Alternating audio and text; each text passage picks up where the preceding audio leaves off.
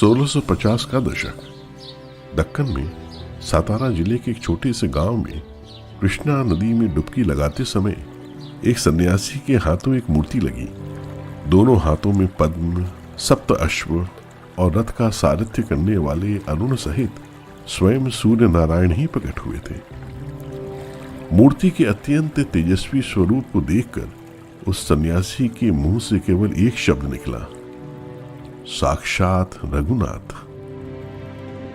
अखंड वैराग्य में डूबे, भगवे वस्त्र का परिधान किए हुए और भस्म को धारण किए हुए उस विभूति का नाम था समर्थ रामदास स्वामी। ये वो समय था जब एक तरफ शिवाजी महाराज अपने सुकुशल राजनीति से तुर्की, ईरानी, हबशी, बगदादी और फिरंगी घुसपैठियों का सामना कर रहे थे और दूसरी तरफ समर्थ रामदास सामान्य जनमानस में राष्ट्र चेतना जगा रहे थे।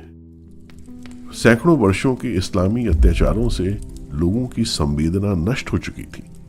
जो भगवान लाखों की रक्षा करे, उस पालनहार को ही खंड खंड में तोड़ने का सिलसिला पिछले 7 शताब्दियों से चला आ रहा था। संपूर्ण भारत की हिंदुओं की अवस्था को समर्थ रामदास ने देशाटन के दौरान अपनी आंखों से देखा। उन्हें यह अनुभव हुआ कि लोगों की पराजित मानसिकता उन्हें अपने धर्म से दूर ले जा रही है। ऐसे में स्वधर्म की रक्षा कैसे की जाए?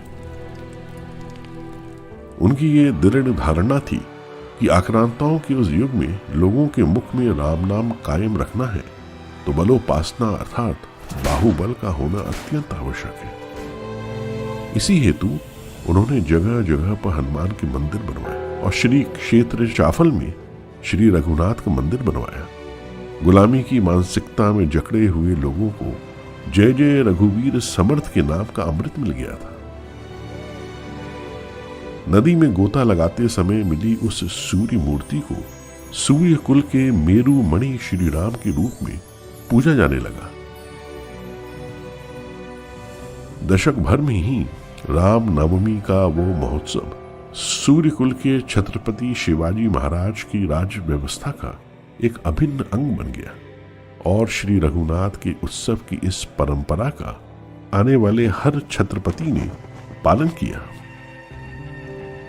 3 तपों के अथक परिश्रम के बाद देव, देश और धर्म का ये रण संग्राम आखिरकार विजयी हुआ और जिसका परमोच्च बिंदु था शिव राज्याभिषेक। हर्षोल्लास से समर्थ रामदास ने शिवाजी महाराज को उस समय श्रीमंत योगी कहकर पुकारा।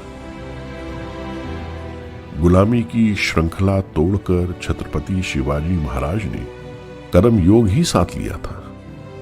भारतीय संस्कृति में राजा को श्री विष्णु का अवतार माना जाता है और वशिष्ठ रूपी समर्थ रामदास के श्री राम शिवाजी महाराज ही तो थे।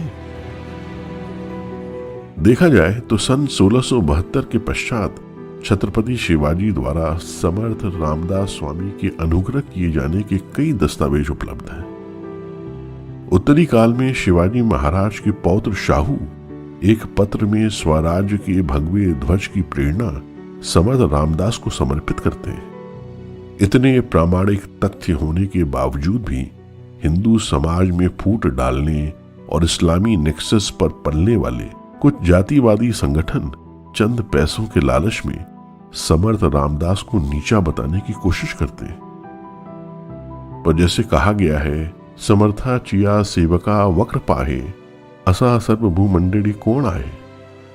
जिन पर प्रभु श्री राम का वरद हस्त हो और जिनकी रक्षा स्वयं हनुमान करते हो, उन पर ये तथा कथित इतिहासकार और वामपंथी लोगों की वक्र दृष्टि का क्या असर होगा?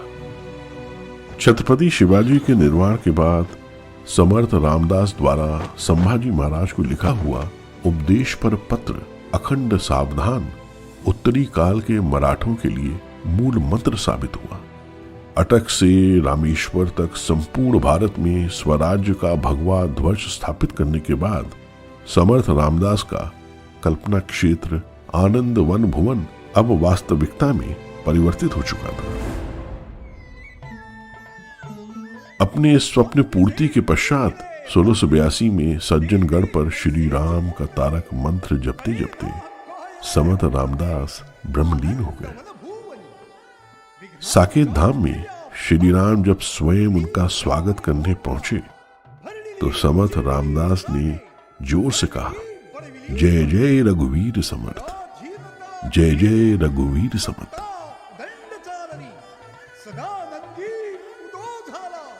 सुख संतोष पावला, एक जी मागणे आता, जावे ते